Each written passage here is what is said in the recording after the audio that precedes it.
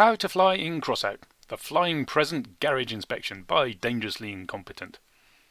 If you haven't seen my video, Can the Gronch Fly? I Can, then go watch it now. Link in the top right hand corner. And before we dive in and see the ins and outs of my Flying Present build, I want to ask you a question. When you jump up, does the Earth move down? While you ponder that question, let me tell you what doesn't make this build fly. The Christmas trees from the forest, they don't make it fly. Snow tires, they don't make it fly. Neon Santa, they don't make it fly. Pumpaloons and missile balloons, they don't make it fly. In fact, none of the decor makes this build fly, including like the Rudolph's nose. The boosters, they help you fly around, but they don't help lift you up. And there is no improbability drive part, sad to say. Now the answer to the question, does the Earth move when you jump up, is yes, it does move down. But because the Earth is so massive compared to you, it moves a tiny, tiny, tiny amount, imperceptible, in fact. Why is that important? Well, let us consider the physics model. Oops, can we get out of the garage, please? Put that back there. Hey. Oh, come on.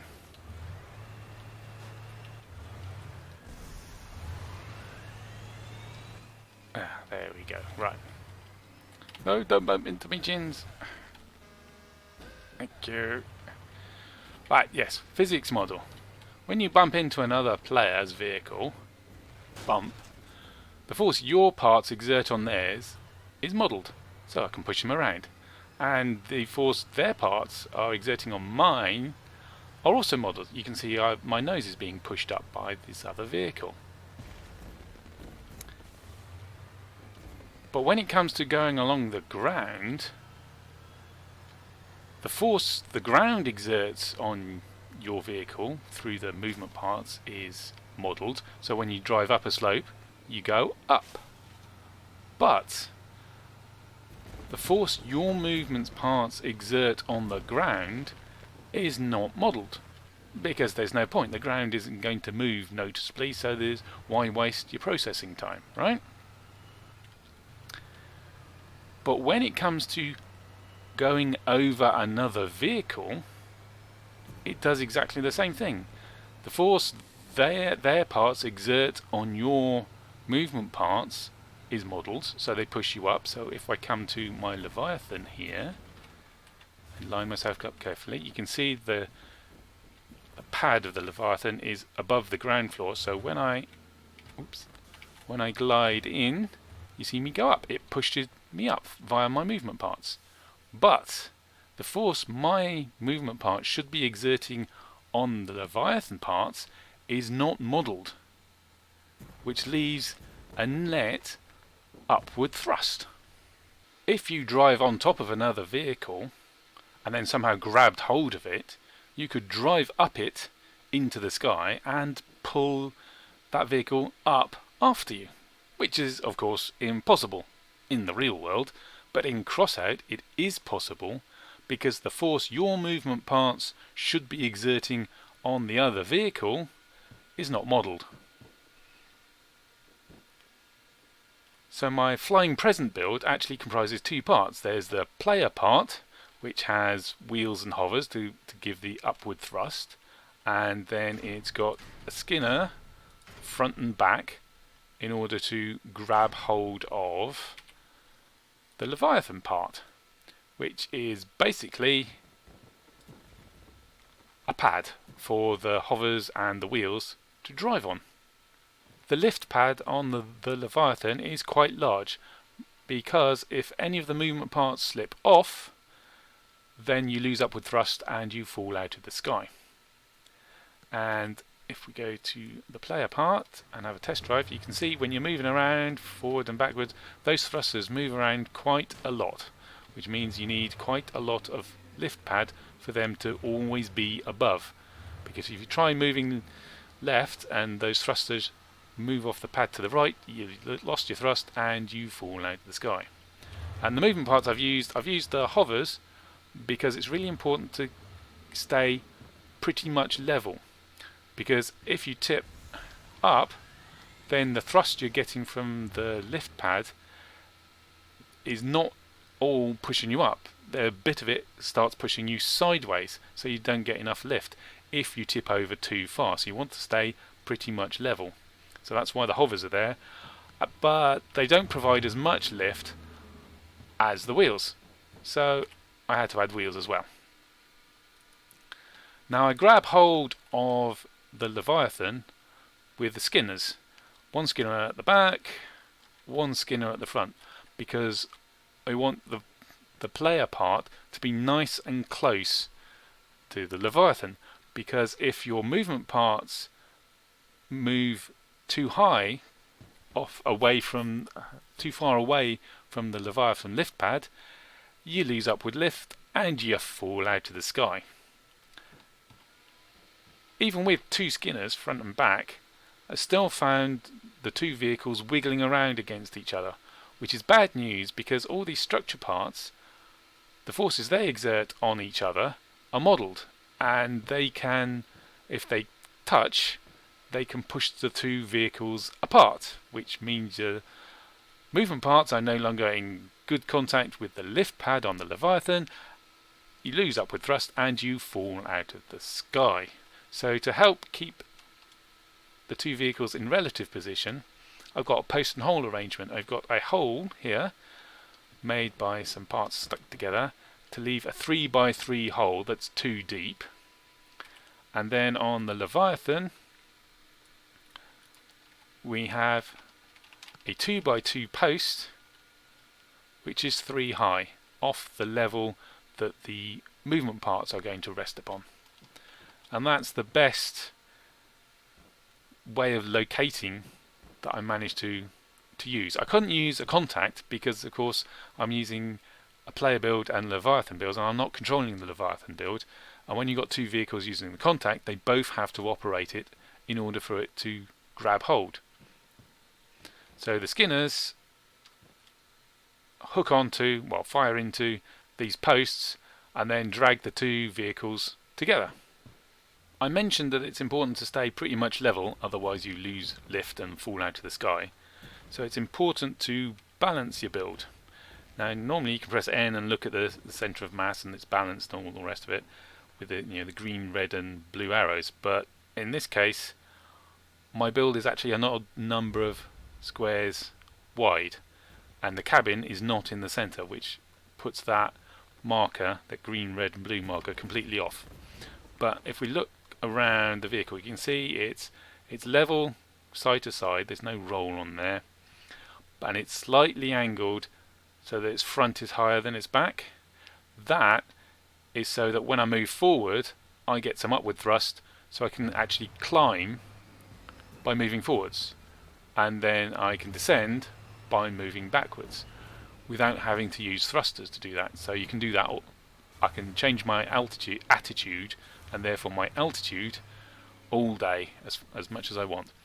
And when you're connected up with the Leviathan, as it happens, the strafe left and strafe right can control your roll, which is your sort of rotation like that. Now you notice I've got boosters on, and that's because sometimes you need to change your attitude quickly. I need to, especially when turning, it tends to tip over to one side, so sometimes if you want to turn quick, it's a good idea to use the booster to push you back up to level. And if I want to climb, change my attitude to that climb quickly because I'm diving down into the ground because I've had a little bit of a slip, then that booster there can be fired to push my nose up, and then I can start climbing again or achieve level 5. And if we look at the Leviathan on the test drive, you can see it also has a centre of mass, which I want more or less between the two posts. I haven't quite managed it, but it's level enough, it's balanced enough as it is. It's balanced side to side and it's more or less balanced front to back. Given its mass, you might think the humpback is an odd choice of cabin for a vehicle that's destined to fly around in the sky. But what the humpback does have, in addition to a high mass, is high power. It has the most power, bar none, of all the cabins.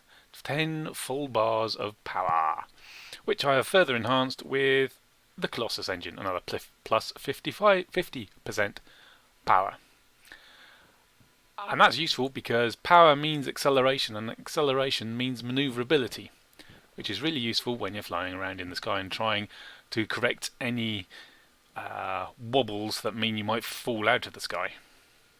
Also, when you're dragging around another vehicle, like this player build vehicle is to the Leviathan vehicle, it's the vehicle with the most power that wins, that drags the other around. So I've got the humpback plus Colossus on the player build, and then on the Leviathan I have the Duster build, the Duster cabin, not build, with only 2¼ bars of power.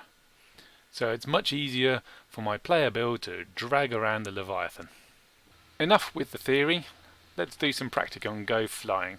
I've removed some of the neon Santas so you can see what's going on. Line myself up, drive on top of the Leviathan, fire the front harpoon into the front post, then the rear harpoon. Oh, that was the ground. I don't want to touch the ground. I want to attach to the post. Did that do it? Yes, that did it. So as you can see, it can be a bit fiddly to get attached. But now we are nice and attached. The two skinners are holding the player vehicle close to the Leviathan vehicle, so my movement parts are not quite touching, but they're very close and they're not moving around away from the Leviathan. And the posts and holes are located nicely, so it's a nice snug fit, so that when I wiggle around, the two builds don't move much. You can see a little bit of wiggle. And once we've achieved that, we've got enough thrust being generated to hover.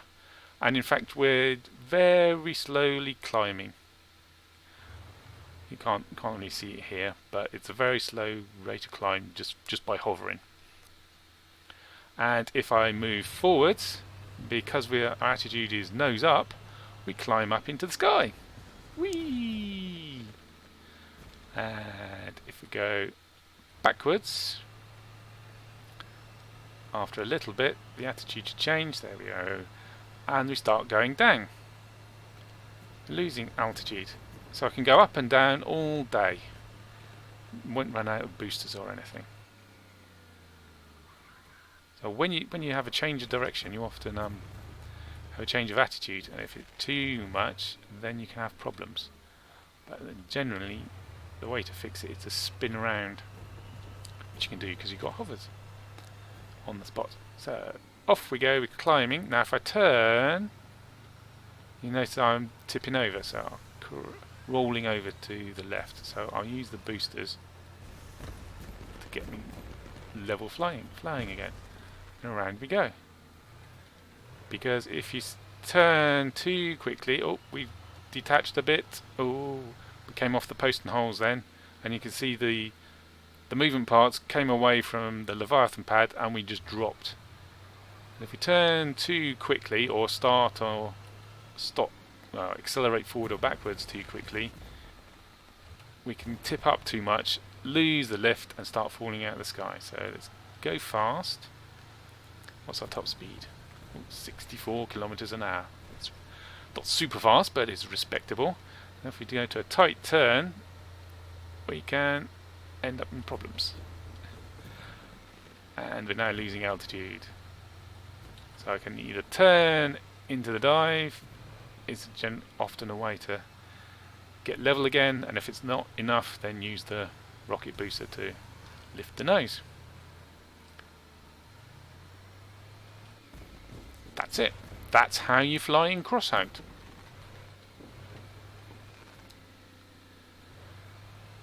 Coming soon, 2 construction videos showing you step by step how to make the player part of the build and the Leviathan part of the build.